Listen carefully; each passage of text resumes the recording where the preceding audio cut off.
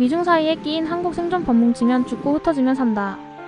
미중 무역 전쟁이 세계 경제 상수로 자리 잡으며 향방에 따라 금융시장이 출렁이고 있다.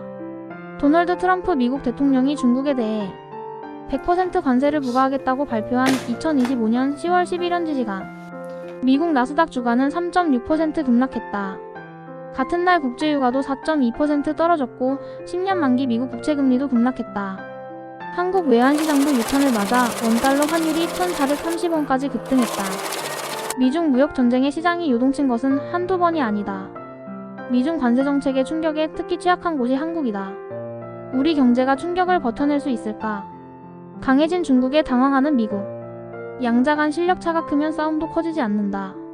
하지만 실력이 비등할 때는 치열한 싸움이 벌어지고 그 여파도 만만찮다. 2019년 6월 트럼프의 도발로 촉발된 미중 무역 전쟁 당시만 해도 중국은 수세에 몰려 곤혹스러워했다. 미국의 일방적인 대중국 무역 제재와 관세 폭탄에 전전긍긍하는 모습이었다. 수세적 위치에서 국제 여론에 호소하는 모습을 보이기도 했다. 사회주의 국가인 중국이 자유무역을 역설하는 아이러니컬한 상황도 연출됐다. 하지만 2025년 현재 중국은 당시와는 다른 모습이다. 미국의 관세 폭탄에 대한 내성을 키웠고 IT 산업의 핵심 원자재인 히토류로 미국을 압박할 수도 있다. 금융시장에서는 중국이 보유한 미국 채권으로 시장을 교란시킬 수도 있다. 미국의 관세 폭탄을 피하기 위해 막대한 대미 투자를 약속하고 굴복한 유럽, 일본, 한국과는 사뭇 다른 모습이다. 미국의 압박과 이에 맞서는 중국의 대응으로 세계 경제는 잔뜩 긴장하고 있다. 미중 무역 전쟁의 여파로 글로벌 실물 경제는 물론 금융시장까지 소용돌이에 몰아넣는 현 상황은 불가피해 보인다. 깊어지는 한국의 고민. 한국의 고민도 깊어진다. 2024년 기준 중국은 우리나라의 최대 수출국이고 미국은 우리나라가 가장 많이 무역 흑자를 보는 나라다. 전쟁이 치열해질수록 미중 간 우호 세력 확보에 열을 올릴 것이다. 줄서기를 강요당하는 국가에서 우리도 예외는 아니다. 두 나라는 우리의 핵심 파트너지만 우리나라와의 무역 구조는 양국이 사뭇 다르다. 여기서부터 해법을 모색해야 한다. 우리와 중국 간의 무역은 동종업종 간의 무역이 많다. 무역협회에 따르면 2024년 국제상품 분류 기준인 HS6단위 기준으로 우리나라가 중국에 가장 수출을 많이 하는 품목은 메모리 반도체로 수출 금액이 총 258억 달러에 달한다. 이 분야에서 우리나라는 중국으로부터 158억 달러를 수입해 수출 대비 수입 비율이 61.3%에 달한다. 같은 업종에서 수출도 많이 하지만 수입도 많이 한다는 얘기다. 컴퓨터 및 주변기기의 경우 우리나라는 중국에 242억 달러를 수출하는 동시에 223억 달러를 수입해 수출 대비 수입 비율이 92%에 달한다. 우리나라는 컴퓨터 부품을 수출하고 완성품을 수입하는 방식으로 같은 업계의 공급망에서 밀접하게 연결돼 있다. 미국과의 무역 구조는 다르다. 2024년 우리나라가 미국에 가장 많이 수출한 품목은 자동차 1500-3000cc로 수출액이 총 108억 달러다. 이 품목에서 미국으로부터 수입한 금액은 4억 9천만 달러로 수출 마이너스 수입 비율이 4.5%에 불과하다. 컴퓨터와 주변기기의 대미 수출은 82억 달러이지만 수입은 1억 3,600만 달러로 수출 마이너스 수입 비율은 1.7%다. 반면 우리나라는 미국으로부터 원유와 프로판 천연가스 등을 200억 달러 넘게 수입하지만 이들 분야에서 미국으로 수출하는 경우는 천연가스 850만 달러가 유일하다. 산업별 품목별로 대응 방안 수립을 중국은 동종업종 간 교역이 많은 부분을 차지하고 미국은 이종업종 간 교역이 대부분을 차지하는 식이다.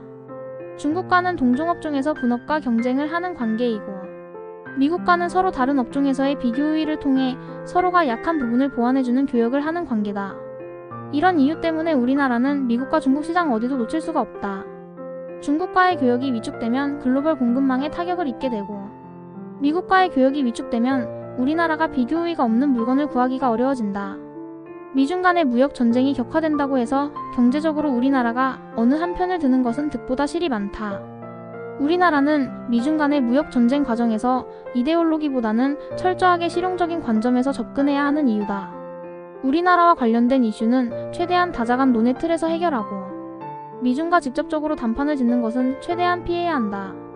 금융 외환 분야는 실물 경제와 달라. 금융 분야는 실물 경제와 다른 특성이 있다.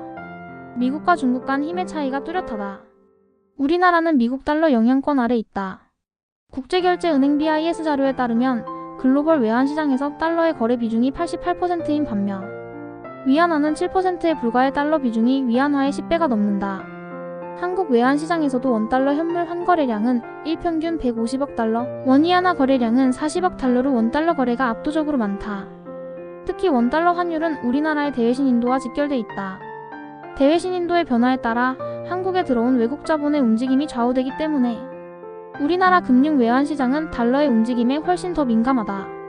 우리나라 입장에서는 현실적으로 금융 외환시장에서 미국의 의존적인 구조를 가져갈 수밖에 없는 상황이다.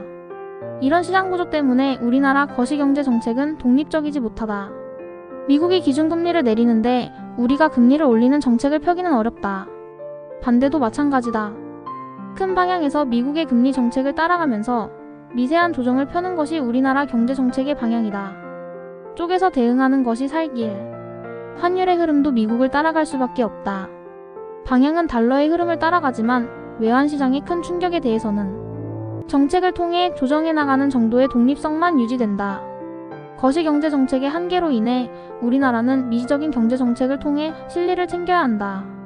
금융과 실물 각 섹터별로 대응 방안을 각각 수립하는 것이 유리하다. 특히 기술에 기반을 둔 산업 경쟁력을 강화해 우리나라 제품의 질을 높이는 것이 세계 무대에서 살아남을 수 있는 거의 유일한 길이다.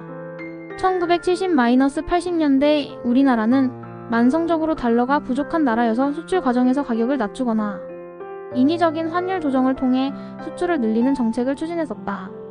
하지만 경제 규모가 커지면서 2000년대 이후에는 더 이상 이런 방식의 정책은 가능하지 않다. 가격을 낮추면 덤핑으로 제재를 당하고 환율 정책을 과도하게 펼 경우 환율 조작국으로 낙인이 찍힐 가능성이 높다. 미중 무역 전쟁 국면에서 한국이 살아남는 길은 금융 실물 부분을 나누고 실물 부분도 이슈를 쪼개서 각 분야별로 대응하는 방안을 찾는 길이다. 각 분야에서 실질적인 산업 경쟁력을 높여 외통이 닥치더라도 타격을 입지 않도록 만드는 것이 중요하다. 소규모 개방 경제에 닥친 숙명 같은 일이다.